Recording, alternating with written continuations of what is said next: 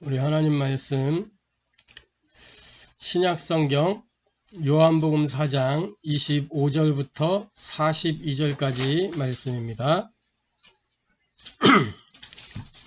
신약성경 요한복음 4장 25절부터 42절까지 말씀을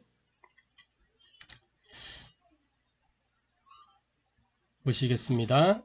요한복음 4장 25절부터 42절 말씀입니다. 찾으셨으면 제가 봉독하도록 하겠습니다.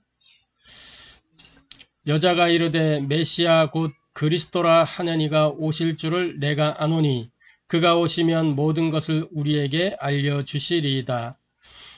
예수께서 이르시되 내게 말하는 내가 그라 하시니라. 이때 제자들이 돌아와서 예수께서 여자와 말씀하시는 것을 이상히 여겼으나 무엇을 구하시나이까 어찌하여 그와 말씀하시나이까 묻는 자가 없더라. 여자가 물동이를 버려두고 동네로 들어가서 사람들에게 이르되 내가 행한 모든 일을 내게 말한 사람을 와서 보라. 이는 그리스도가 아니냐 하니 그들이 동네에 나와 예수께로 오더라. 그 사이에 제자들이 청하여 이르되 랍비여 잡수소서. 이르시되 내게는 너희가 알지 못하는 먹을 양식이 있느니라.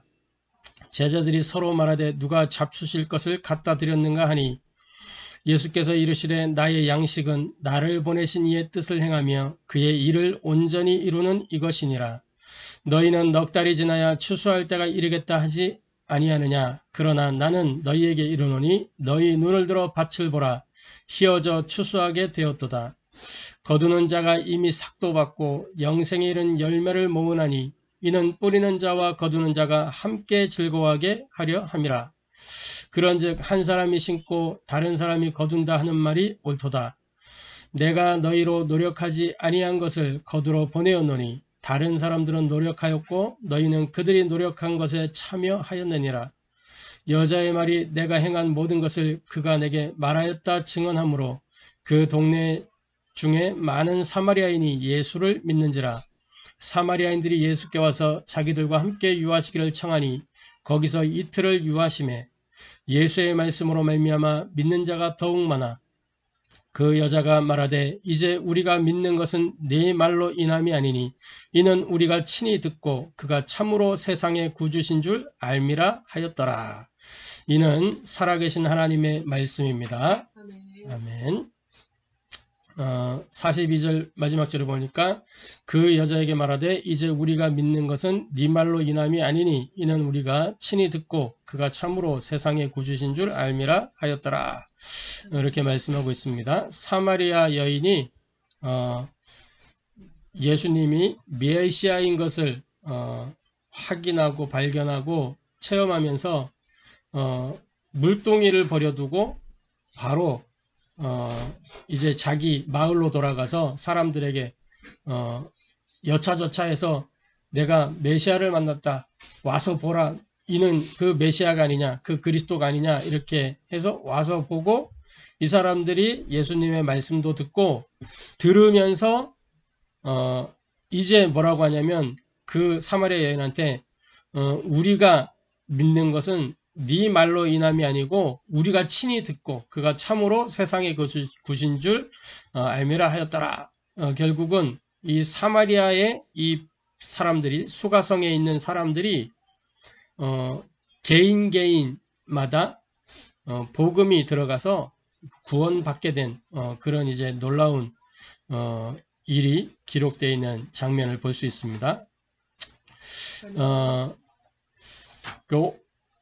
이 한 주간에 우리에게 주시는 하나님의 말씀은 나의 24 복음으로 결론난 인생이라는 제목으로 함께 은혜 나누고 해답을 얻고 미션을 누리게 되기를 소원합니다. 나의 24 복음으로 결론난 인생입니다.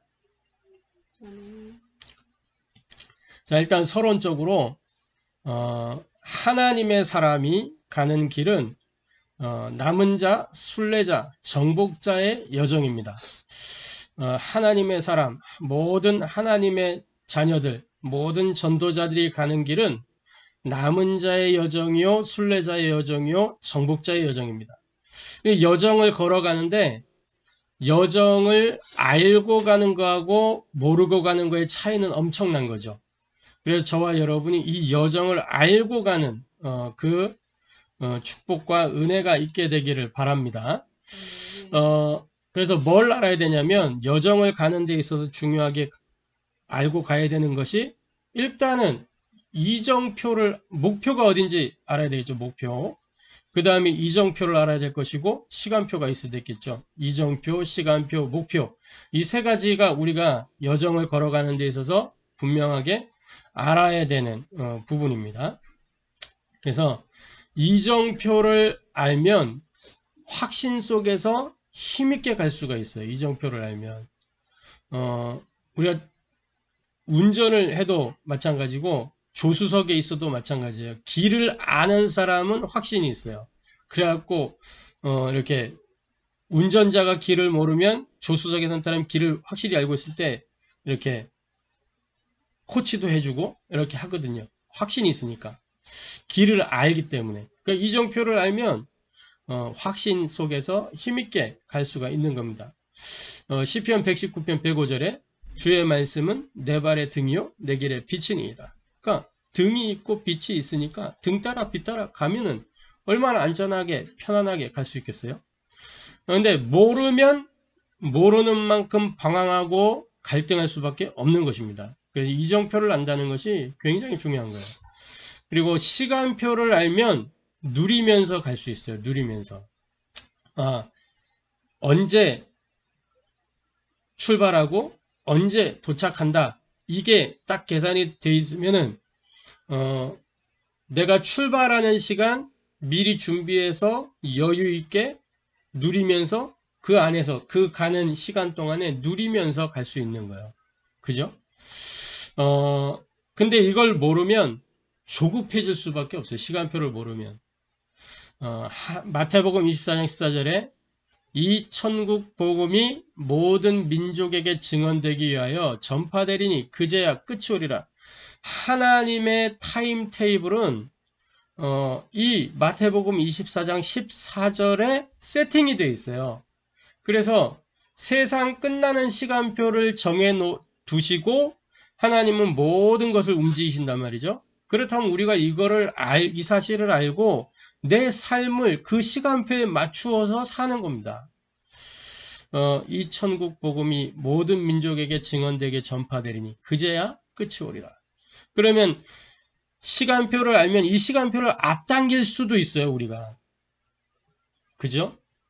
근데 이걸 모르면 언제 주님 오실까 막 싶어가지고 조급해지기도 하고 또 내가 이탈되진 않을까 겁나기도 하고 그렇죠. 목표를 알면 여유 있게 또 갈 수 있는 것입니다. 끝을 알면 여유가 있죠.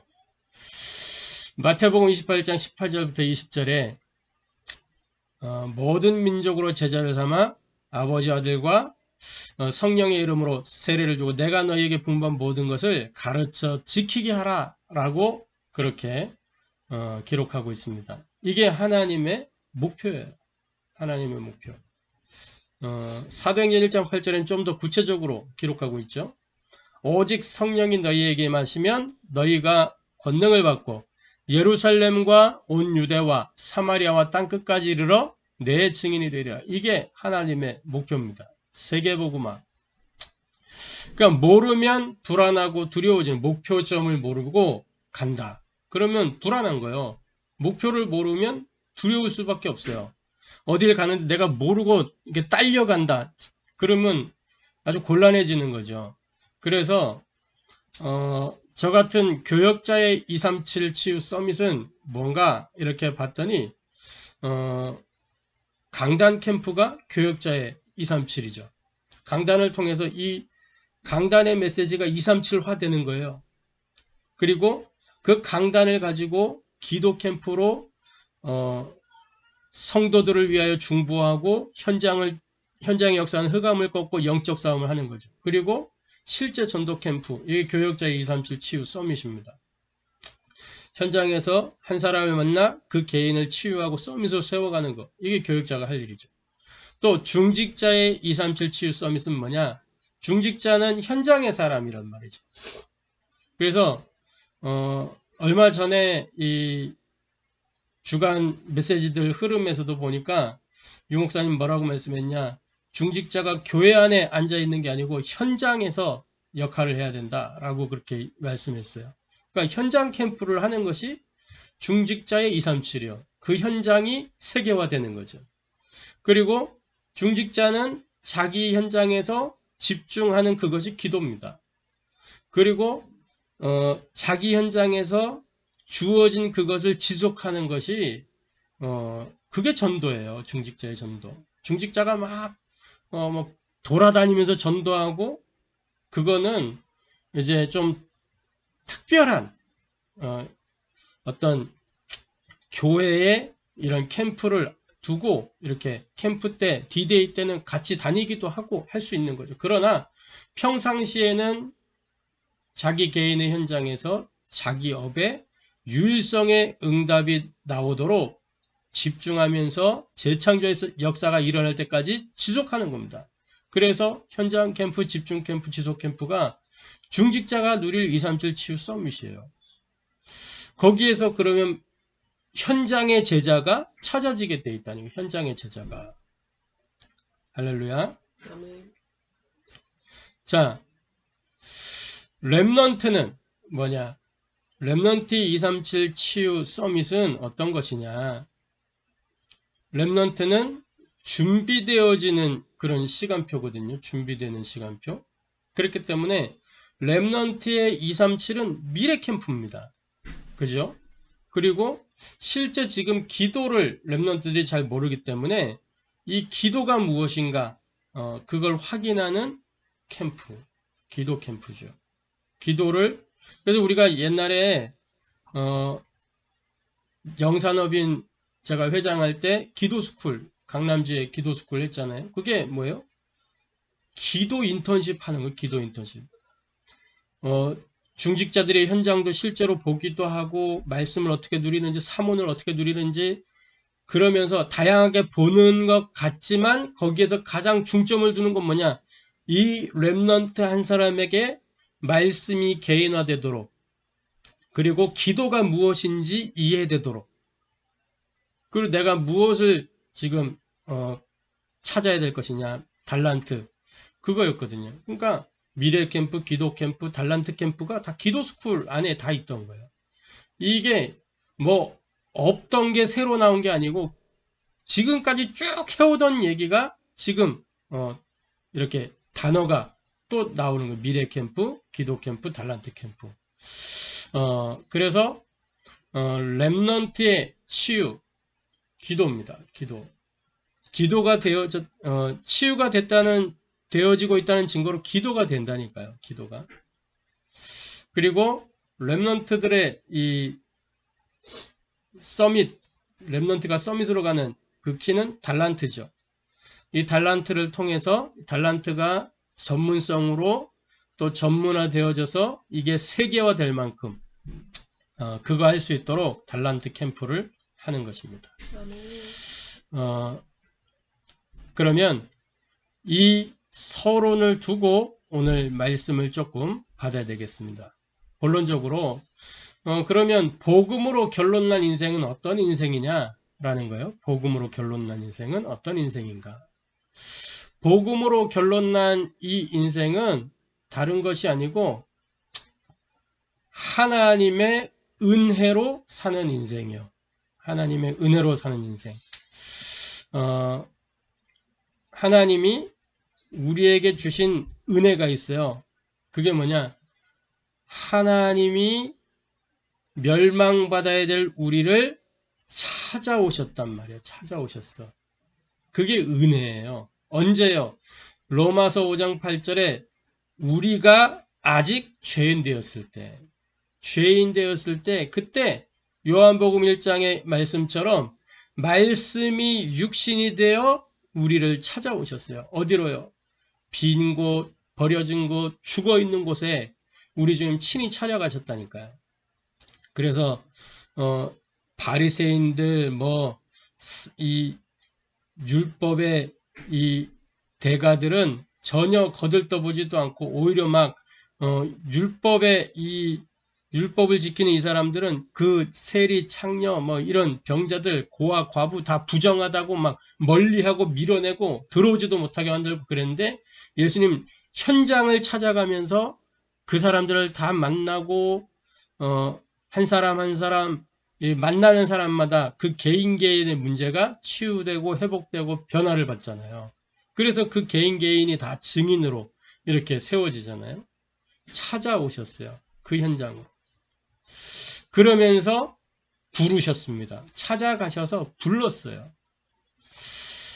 마가복음 3장 13절에서 15절 말씀에 제자들을 부르실 때도 원하는 자들을 부르셨다 그랬어요. 원하는 자들을 부르셨다. 이 원하다라는 말은 헬라어로 델로라는 단어를 써요. 바라다, 원하다, 택하다. 그러면서 이 영어로 표현하자면 I want you, 내가 너를 원한다. 그런 이야기잖아요. wanted라는 이런 표현을 쓰기도 하는데 무엇을 이렇게 하고자 하다라는 그런 의미가 있어요. 뭔것을 하고자 하다. 원해서 그것을 하고자 하는 거예요. 원해서. 예수님이 우리를 원하시는 거예요. 마음 중심에 이 원하다는 의미에 뭐가 담겨 있냐? 마음 먹은 순간 결정 짓는 그것을 원하다라고 하는 거예요. 델로라는 표현을 쓴 겁니다. 그러니까 하나님의 작정 속에 우리가 이미 있다라는 거죠. 우리가 계속 이제 그 사마리아 여인을 통해서 지금 말씀을 확인하고 있습니다. 오늘도 역시 이 본문 속에 사마리아 여인과 예수님과 사마리아 성의 사람들 이렇게 나오죠. 요한복음 4장 3절부터 14절 우리가 지지난주에 확인했던 본문들 속에 있는 내용입니다.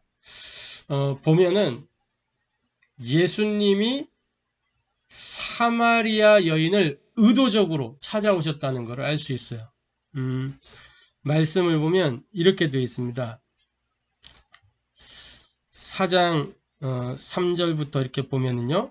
유대를 떠나사 다시 갈릴리로 가실새 사마리아를 통과하여야 하겠는지라. 그러니까 의도적으로 사마리아로 들어오신 거예요. 거길 안 가도 갈 수 있는데 사마리아를 통과하여야 하겠는지라. 왜? 거기에 구원이 필요한 사마리아 백성들이 있기 때문에 예수님이 의도를 가지고 일부러 그 현장을 찾아오신 거예요. 그러면서 뭐라고 되어 있어요? 5절에 보면 사마리아에 있는 수가라 하는 동네에 이르시니 야곱이 그 아들 요셉에게 준 땅이 가깝고 또 6절에 거기 또 야곱의 우물이 있더라. 예수께서 길 가시다가 피곤하여 우물 곁에 그대로 앉으시니 때가 6시쯤 되었더라. 그러니까 하루 종일 이제 이 여정을 탁 순례자의 여정을 남은 자의 여정, 순례자의 여정, 정복자 예수님도 남은 자, 순례자, 정복자로 이렇게 사신 거예요. 그래서 순례하면서 사마리아로 의도적으로 들어오셨고 그러면서 시간표가 딱 야낙네들이 물 들어오는 그 시간표, 저녁 시간에 6시쯤 되었다. 그 시간에 물을 들어왔는데 사마리아 여자 한 사람이 물을 기르러 왔음에 예수께서 물을 좀 달라 하시니 그러니까 사마리아 여자 있는 그쪽에 일부러 가신 거예요. 일부러. 목이 마르시기도 했지만 일부러 그 현장으로 쉬지 않고 그 길을 가셨다는 걸 알 수 있어요. 그래서 그거 보면은 6절 말씀에 그렇게 표현되어 있잖아요. 예수께서 길 가시다가 피곤하여 우물 곁에 그대로 앉으시니 지친 몸을 이끄시고 딱 그 현장에 온 겁니다. 그때 사마리아 여인을 만나게 돼요. 여기에서 이 사마리아 여인이 그 인생의 모든 답을 다 얻게 되잖아요. 어떻게 보면 의도를 가지셨다는 것은 우리 주님에게는 이것이 당연한 일이요. 반드시 필요한 일이요. 절대적으로 이루어져야만 하는 일이라는 거예요. 그래서 급하게 막 빨리 이렇게 그 현장으로 온 거예요. 시간 맞춰 오시려고 일부러 오신 것 같아. 그 현장에. 안 그러면 그렇잖아요. 우리 주님은 미리 아신단 말이에요. 미리 알고 계시는 분이에요. 사마리아 여인이 물들어 오실 걸 알고 있었기 때문에 본인이 지금 육체를 갖고 있으니까 만약에 그때에 예수님이 막 어디 무협 영화에 나오는 축지법처럼 막 이렇게 가면 대번에 막 난리 나고 막 그러잖아요. 사람들 몰리고. 그러니까 사람의 몸을 가지고 있었기 때문에 사람의 한계 속에서 하나님의 사역을 하신 거예요. 시간표를 맞추기 위해서 막 가신 거란 말이죠. 드라마틱한 거죠. 굉장히. 그래서 그한 인생을 딱 그 시간 그 자리에 거기서 만나게 되는 겁니다. 그러니까 구원받을 사람 예비되어 있다는 게 맞는 말이에요. 준비되어 있어요. 하나님의 시간표에 가면 만나지게 되어 있는 거예요. 그래서 이 사마리아 여인이 구원이 필요해요. 구원은 그리스도라야만 되는 거예요. 복음의 말씀이 들려지고 그 사람이 믿어져야 그게 구원으로 연결되는 거거든요. 그렇게 복음의 말씀이 선포됨으로 인해서 사마리아 여인에게 있던 이 우물 뜨는 문제, 영원히 목마르지 않는 생수라는 답을 주시고 해결되지 않는 남편의 문제, 그죠? 참된 남편 그리스도로 답을 주시고 예배에 대한 문제, 이 산에서도 저 산에서도가 아니고 영과 진리로 예배할 때가 온다. 그래서 이 사마리아 여인이 갖고 있는 모든 육신 문제, 정신 문제, 영적 문제 해답을 싹 그 만남 속에서 다 주신 거예요. 저와 여러분에게 이 은혜 있게 되기를 바랍니다. 아멘. 이런 은혜가 있기 때문에 우리가 오직을 하는 거예요. 오직. 복음으로 오직하는 거예요. 이 은혜가 우리의 오직의 이유와 길이 되는 것입니다. 자, 두 번째로 복음으로 결론난 인생은 어떤 인생이냐? 해답을 얻은 인생이에요. 해답을 얻은 인생. 요한복음 4장 6절부터 14절에 보면 우리가 계속 읽었던 본문들이죠. 야곱의 우물에 관한 이야기가 나옵니다. 이 야곱의 우물에서 예수님을 만나 대화하고 이렇게 했죠. 그러면서 뭐라 그래요? 영원히 목마르지 않는 생수에 대하여 말씀하십니다. 14절에 보면 내가 주는 물을 마시는 자는 영원히 목마르지 아니하리니 내가 주는 물은 그 속에서 영생하도록 솟아나는 샘물이 되리라. 이렇게 말씀하고 있어요. 이 말은 뭐냐면 종교 가지고 안 된다. 야곱의 우물이 어떤 곳이에요? 야곱이 단을 쌓고 했던 그 자리를 우물을 팠어요. 응? 그리고 이 우물을 통해서 그 지역의 사람들이 먹고 마시고 이렇게 했단 말이에요. 그때 당시 이 우물은 굉장히 중요한 것이죠. 그래서 그 우물 하나가 어느 정도까지 가느냐? 굉장히 이렇게 종교적 또 신앙적 이 대상이 되는 거예요. 야곱의 우물. 그래서 종교 가지고는 안 된다. 영원히 목마르지 않는 생수, 이 복음, 그리스도라야만 되는 것이다. 라는 말씀을 하시는 거죠. 그리고 야곱의 우물은 영원히 마르지 않는 우물이 아니고 언젠가는 마르게 돼 있는 거예요. 그죠? 다 퍼마시면 또 비가 안 오거나 뭐 이러면 말라질 수밖에 없는 우물. 그래서 우물 또 파고 다른 데 가서 또 파고 이렇게 해야 되거든요. 한계가 있는 것으로는 안 된다. 영원한 것을 붙잡아라. 야곱의 우물 무엇을 상징하는 거예요. 실체 없는 우상을 이야기하는 거예요. 우상은 사람이 자기를 위하여 만든 형상이에요. 눈에 보이는 형상이 있지만 실체는 없는 거란 말이에요. 그러나 하나님은 눈에 안 보이지만 실존하시는 분이란 말이에요. 이 실존하시는 하나님을 붙잡으라 라는 이야기입니다. 그러면서 요한복음 4장 15절부터 19절에 남편에 관하여 이야기하시죠. 남편을 데려오라. 자, 보면은 15절에 여자가 이르되 그런 물을 내게 주사 목마르지도 않고 또 여기 물기로로 오지도 않게 하옵소서. 16절에 이르시되 가서 네 남편을 불러오라. 목마르지도 않게 해달라 그랬는데 남편 데려오라 그래요. 그게 지난주에도 말씀드렸지만 이게 뭐 맞지 않는 이야기거든요. 맞지 않는 이야기. 자,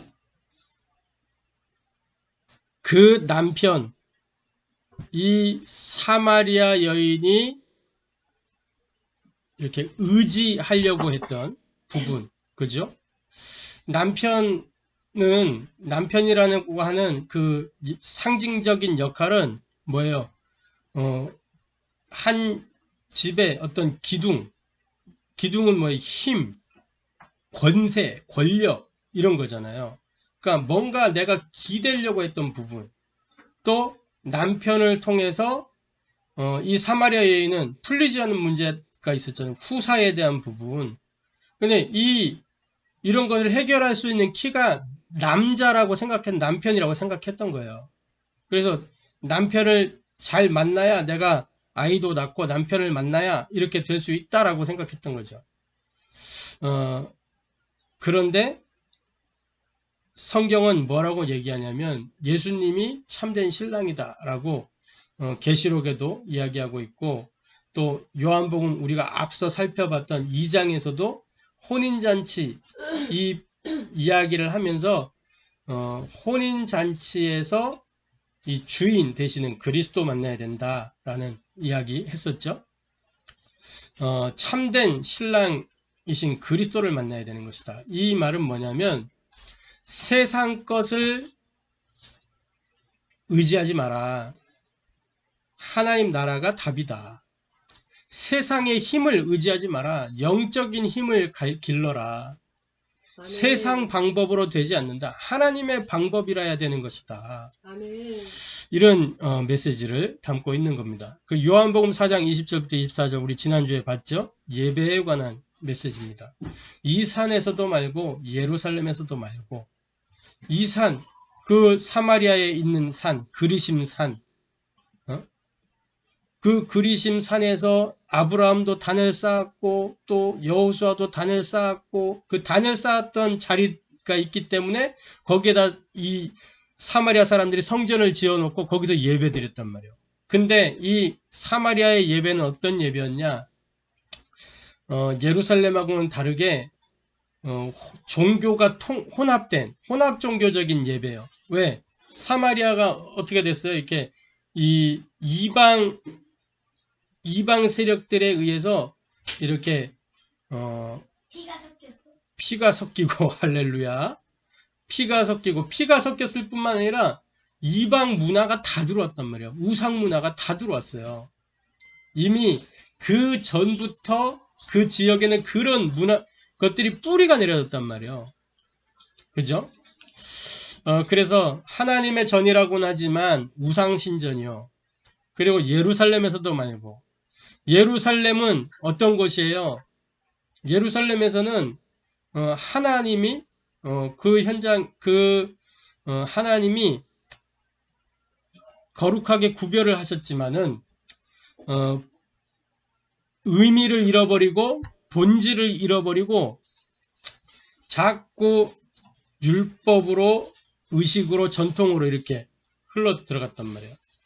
그래서 이런 거 아니다. 예배는 본질과 근본을 회복해라 라고 하는 메시지입니다. 그래서 저와 여러분이 이러한 해답을 얻은 인생으로 살게 되기를 바랍니다. 사마리아 여인은 자기 인생의 해답을 이렇게 탁 얻었어요. 그래서 야곱의 우물, 내가 여기에 물길로 오지도 않게 하시고 영원히 목마르지도 않게 하옵소서, 이렇게 하면서 영원히 목마르지 않는 생수에 대한 탁 답을 얻게 됐잖아요. 남편에 대한 답을 가졌죠. 예배에 대한 문제가 해결됐죠. 이렇게 해답을 얻으니까 우리가 이 복음에 집중할 이유가 되는 거예요. 복음에 집중해야 되는, 어디에 집중해야 되느냐?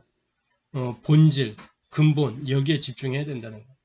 자, 세 번째로 복음으로 결론난 인생은 어떤 인생이냐? 미션을 찾은 인생이 복음으로 결론난 인생이에요. 오늘 본문에 보니까, 우리가 읽었던 본문에 25절에 보니까 여자가 이르되 메시아 곧 그리스도라는 이가 오실 줄을 내가 아노니 그가 오시면 모든 것을 우리에게 알려주시리이다. 그러면서 26절에 예수께서 이르시되 내게 말하는 내가 그라 하시니라. 이렇게 이야기하시죠.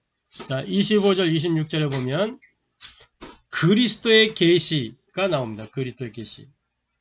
계시라는 건 뭐예요? 계시는 이렇게 커튼이 딱 쳐져 있는 그 뒤에 거 가려져 있잖아요. 커튼 뒤에 것은 가려져 있죠. 근데 그 커튼을 탁 열어 보여주면 그 내용이 보이잖아요. 그걸 보고 계시라 그래요. 딱 가려져 있다가 들쳐 보여주는 거. 그게 계시예요. 지금까지 예수님이 그리스도라고 직접적으로 이렇게 이야기한 적이 그 앞에는 없었단 말이에요. 그런데 이 사마리아 여인에게 메시아 그가 오시면 이렇게 얘기하는데 네가 지금 너에게 말하는 내가 그다라고 이야기해요. 내가 메시아다라고 밝혔어요.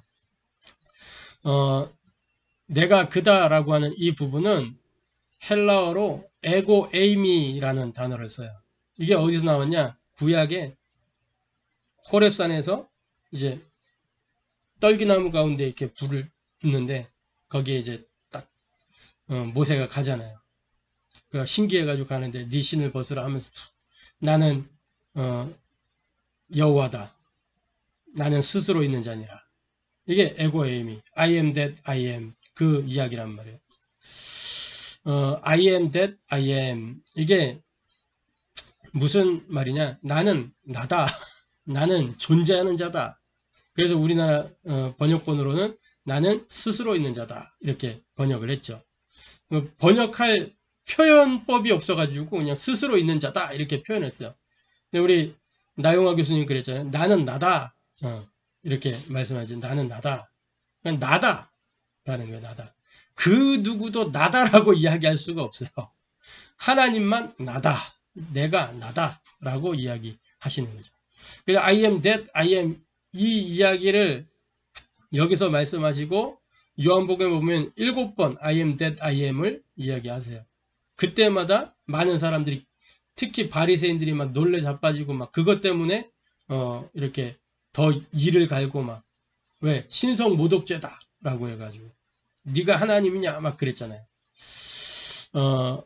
이렇게 이건 무슨 이야기냐면 로마서 16장 25절부터 27절에 있는 말씀처럼 영세전부터 감추어 있던 복음의 비밀을 이 사마리아 여인에게 지금 나타내 보이시는 거예요. 이제 나타낸 바 된 거예요. 그래서 나타낸 바 된 그 복음의 계시를 받아서 28절 29절 보니까 여자가 물동이를 버려두고 동네로 들어가서 사람들에게 이르되 내가 행한 모든 일을 내게 말한 사람을 와서 보라. 이는 그리스도가 아니냐 하니 이렇게 말씀하죠. 계시를 받은 자의 결단입니다. 계시를 받은 자의 결단을 볼 수가 있어요. 물동이를 버려두고 꼭 그런 것 같죠. 이 표현을 보는데 두 군데 성경이 생각나더라고. 하나는 신약에서 베드로하고 이 어부들이 배와 그물을 버려두고 따라갔죠. 예수님을. 왜? 그때 예수님이 메시아구나 이런 거를 확인되니까 인생의 답이 나오니까 버려두고 따라간 거예요. 자, 구약에 또 이 비슷한 게 있죠. 소 12결의를 이렇게 가지고 농사 짓는 이 엘리사가 엘리야를 만나가지고 어떻게 했어요? 쟁기니 뭐니 다 기구를 불사르고 기구를 농사 안 짓겠다는 거죠. 농사 안 짓고 원래 그 전까지 농사 짓던 농부가 농사 안 짓고 소 한 결의를 불살라 가지고 잔치를 배설하고 소 한 결이면은 2마리예요, 2마리. 12결의소를 가지고 있었으니까 한 결이가 2마리니까 12결이면은 몇 마리예요? 24마리. 그죠? 그러니까 어느 정도 규모의 농사를 지었는지 알 수 있죠. 굉장히 엘리사는 부자였어. 그런데 이 엘리사가 소 한 결의를 불살라서 잔치를 배설하고 뒤로 돌아주지 않고 엘리사를 따라갔어요. 답을 얻었고, 인생의 답을. 탁 확신이 생기니까 따라간 거예요. 그 장면이 생각나더라고. 물동이를 버려두고. 이 물동이는 이 여인에게는 어떤 거였어요? 이 물동이 늘 우물 기르면서 자기 인생의 목마름, 여기에 대한 한탄, 이런 게 담기는 거란 말이에요. 그러면서 이 우물은 뭐예요? 한 가정이 이렇게 의식주에 필요한 것이 우물이요. 현재 문제. 그리고 이 물동이 계속 물 길러 와야 돼. 끊임없이 언제가 될지 모르지만. 미래. 그런데 물동이를 버려뒀다는 것은 뭐냐면 예수가 그리스도라는 이 계시를 탁 통해서 확인되고 나니까, 그게 체험되고 나니까, 발견이 되니까 뭐 하는 거냐? 과거가 치유돼요. 이 여인의 과거. 이 여인의 현재 문제가 해결되고 미래 문제가 완전히 보증된 거예요. 더 이상 물 길러 오지 않아도 된다. 나는 이제 물 안 길러 온다. 버려둔 거예요. 나중에 다시 와가지고 가져갔는지는 모르겠는데 버려두고. 가져갔다는 기록이 없어요. 버려두고. 복음은 이처럼 현장의 절대적인 필요를 채우는 게 복음입니다. 무조건 만나가지고 예수는 그리스도야, 나무는 땅에서 물고기는 물에서, 이게 아니고, 물론 그 메시지 이렇게 대사 전달하는 게 아니고 말씀이 전달돼야 되는 거예요. 말씀. 중요한 성경의 말씀, 예수가 왜 그리스도인지 성경의 말씀으로 증명해 줘야 된단 말이에요. 그래서 간단한 한두 마디 가지고도 이 한 개인이 변화된다니까. 그 개인의 절대 필요가 되는 복음이 증거되면요. 이 여인은 예수님 통해서 뭐 아주 굉장히 철학적이고 논리적으로 뭔가 심오한 메시지를 들은 게 아니잖아요. 그냥 네 남편 데리고 와라.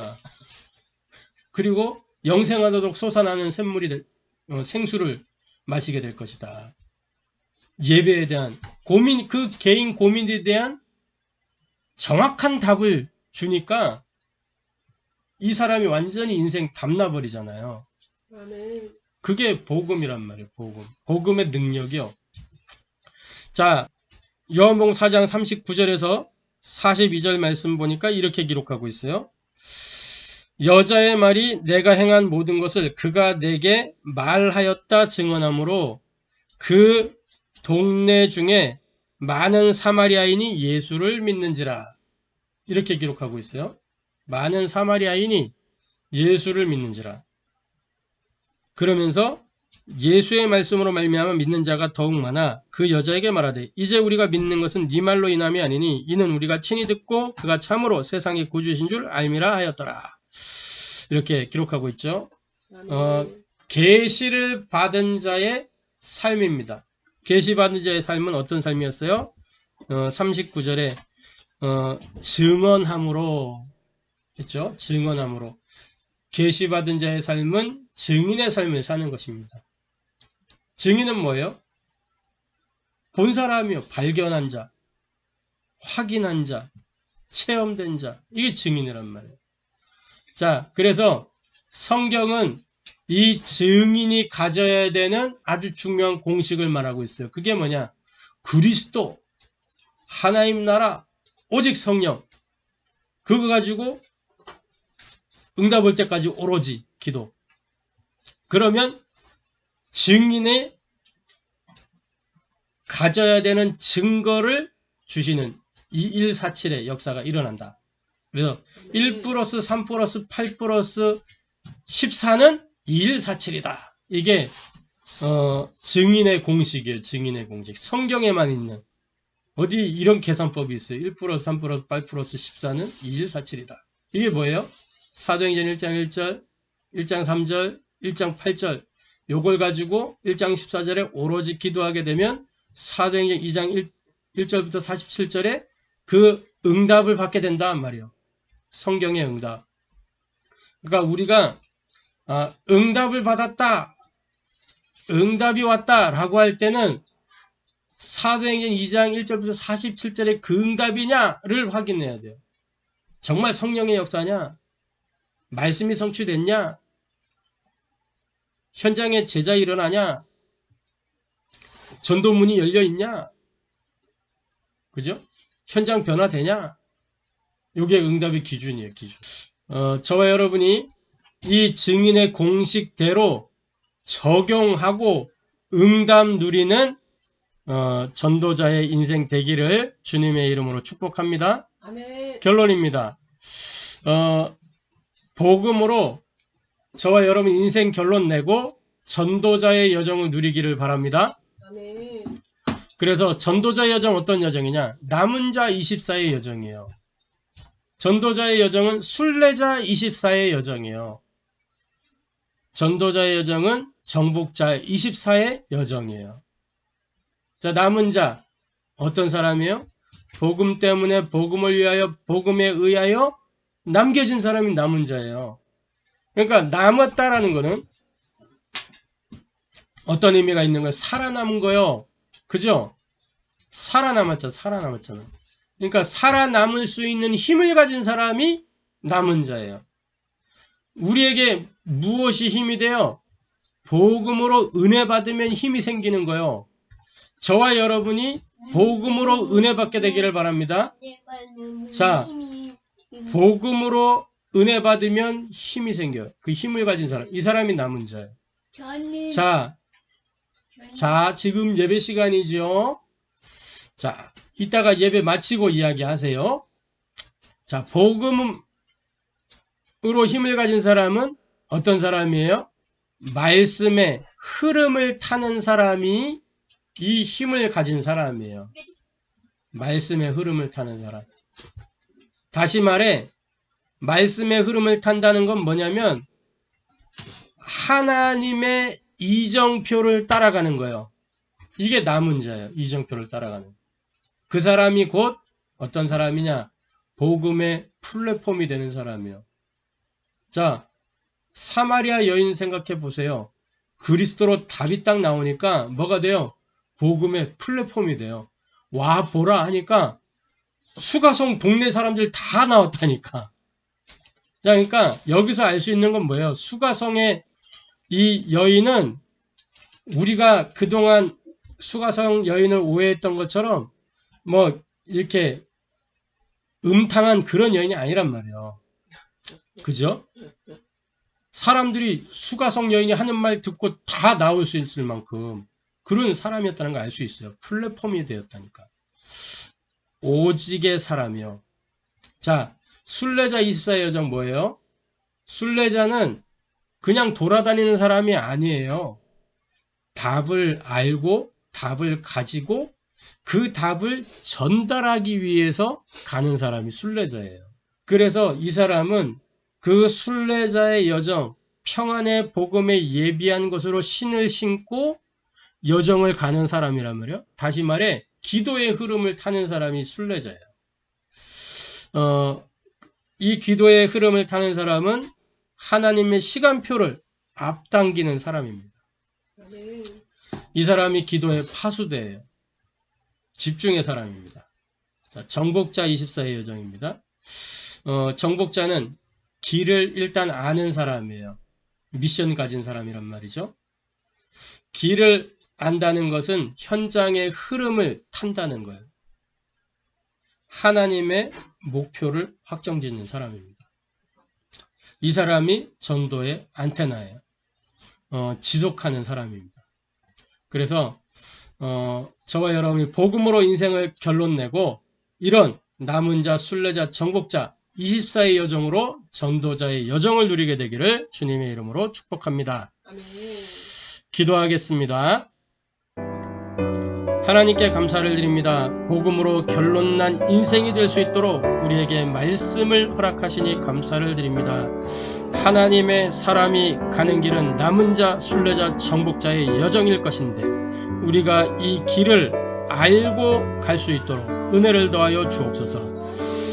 정말 하나님의 은혜로 사는 인생이 되게 하시고 하나님이 주신 그 해답을 가지고 사는 인생 되게 하시며 미션을 찾은 인생 되도록 하나님 축복하여 주옵소서. 그래서 남은 자 24, 순례자 24, 정복자 24의 그 여정을 누리는 힘을 가진 자, 답을 가진 자, 길을 아는 자가 되어서 말씀의 흐름, 기도의 흐름, 현장의 흐름을 통해 하나님의 이정표를 따라가며 하나님의 시간표를 앞당기고 하나님의 목표를 확정 지을 수 있는 그런 복음의 플랫폼으로 기도의 파스타로 전도의 안테나의 역할을 감당할 수 있도록 우리에게 은혜를 더하여 주옵소서. 살아계신 주 예수 그리스도의 이름으로 기도하옵나이다. 아멘.